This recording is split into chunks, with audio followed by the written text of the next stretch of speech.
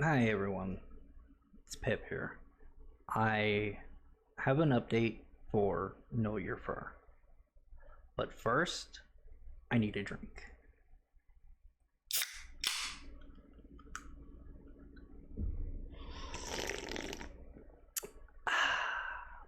Fantastic. It's been great.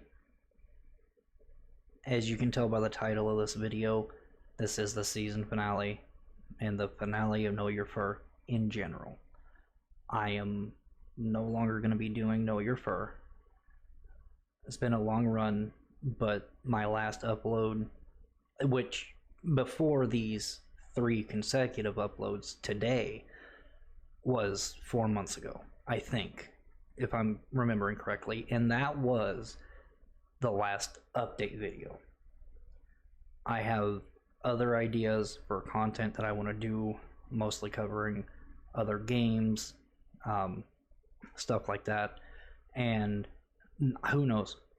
I've had a couple of thoughts running around up here. I know that's dangerous, for doing another type of talk show or something, but as it stands right now, this is the final episode of Know Your Fur, and I've loved every moment of it, getting to know Beans and hanging out, interviewing people.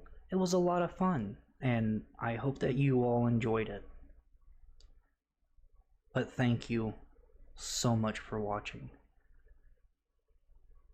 and I hope you enjoyed this one. Now, I'm gonna get out of here so that you can go and watch the rest of the video. Until next time, bye. Hi everyone, welcome back to another episode of Know Your Fur. It's your host Pip. I'm here with this adorable bean. Why don't you introduce yourself? Hi, Mosfet. I'm a streamer who does Twitch stuff, mostly in VR chat. I do a lot of things on the side as well, as working on like microelectronics and just kind of circuit board repairs. But mostly I find myself playing more video games more than that nowadays. It's mostly streaming, yapping, and chatting with friends. What's up?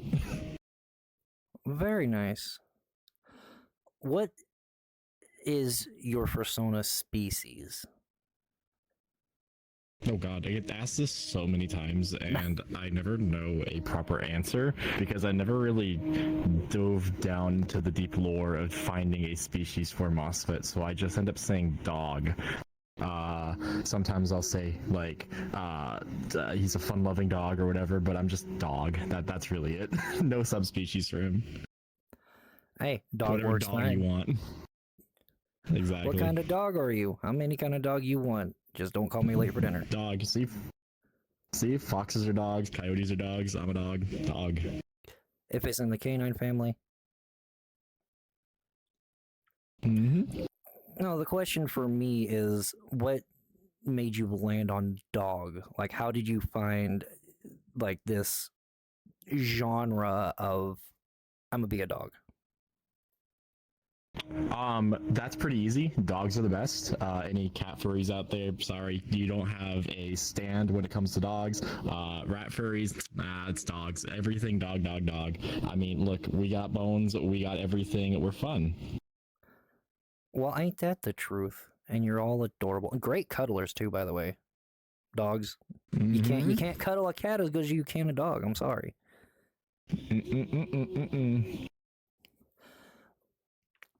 Now, oh. we don't talk about that. Do you have face tracking? Yes. Oh, that is so cool. Anyway, back to the questions. How did you find the furry fandom? This interview's PG, yeah? I watched a movie called Rio, and I immediately fell in love with it back in, I think it was released in 2012, I forget the year it was released, 2011, I think, and immediately fell in love, and I wanted to see more of these two macaws named Blue and Jewel, and then I stumbled across an image of Renamon, and I was like, you know what, I like this. Let's go. You know what? Rio is a great movie. If you haven't seen it, go watch it. It's so good. Like, I thought I wasn't gonna enjoy it, It was a but it was so good. And it was a out of very slippery slope from there on out. I can imagine. Now, out of the interviews that I have done, the answer to that question is usually along the same lines. Rio is not something I was expecting by any means, if I'm being 100% honest. Like that hit me No, from the out of ending left field. scene the ending scene obsessed me. I wrote so much fan fiction for that movie. It was a very interesting part of my life. I didn't much care for the second one, but that's to be First fair. one, really good really good place in my heart. So you found the furry fandom.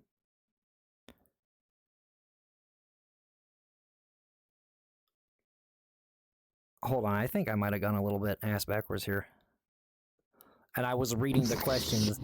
I asked a specific question and you answered a different question that I hadn't asked yet, and I've confused myself. Hurt yourself in your own confusion. Yes. And if I'm not mistaken, Umbreon being a dark type is weak to psychic type. There we go. Got that mind control. Yes. Okay. So how did you go about finding the fandom though? Like so you watched Rio and you found the picture of Renamon, but how did you go about finding the fandom? It wasn't until a little bit later where I stumbled across like furry image boards and furry forums, and then kind of dove into the YouTube side of it, where it was these fursuiters dancing in Anthrocon, and there was like Duke the Dancing Dog, or whatever his name was. There was Buddy. Then I stumbled into music from Nice, and I just kind of spiraled and dove head deep into this fandom. And it wasn't until much later that I developed the persona Mosfet and started kind of doing performative arts with him and stuff like that. Got a fursuit and went to Anthrocon and did my own filming there, so that was pretty fun. Went full circle. Awesome. And I realize where I got confused, and now I know why my frames keep dropping. But that's besides the point. I know where I went wrong with just a minute ago. So there's two questions that should have been lumped into one. So thank you for answering those two. And you've been a furry since what, 2011? Yeah, I'd like to say 2011. So what was that, 13, 14 years at this point? Holy cow. Congratulations. Yeah, it's been a bit. It's been a minute. Yeah, I've been a furry for 20 years. One up with me. Okay, I see how it is. Well, no, it's been a long time. So much fluff. But this leads me into my next question. Is your VR chat model indicative of your persona? Mosfet is dog.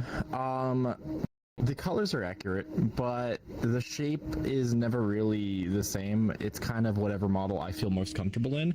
Before this, it was like my first model was the Shiba from Pikapedi, and then it went to the wolf or the fox version of that thing, and then it went on to the Rex, and I was obsessed with the Rex for about a year and a half, and then I finally transitioned fully into the Vulpur that came out, and the reason is because the face tracking is really good. It's very expressive, and overall, it just feels really comfy. Like it meshes really well with me, and I'm like, this is great. I like this. The Rex is very hourglass. This is like a body. Yeah, I will say that I like this avatar, and I've seen a lot of your avatars because I've been following you for a while. I really do like this one. Now, Forgive me.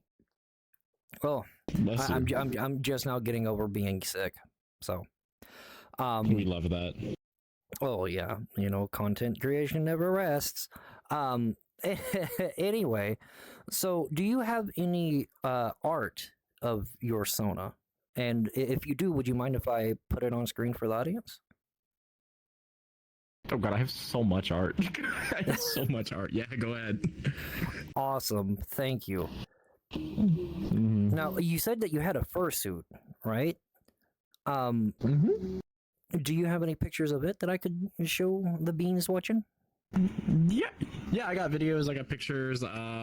It's a very I don't want to say chunky fursuit, but it's very big and like stuffed, and it's very cutesy. I'm getting a plantigrade version soon to be more this Ooh. style. Because also walking around in the digitigrade full body padded monstrosity is very exhausting. Oh, I don't doubt it.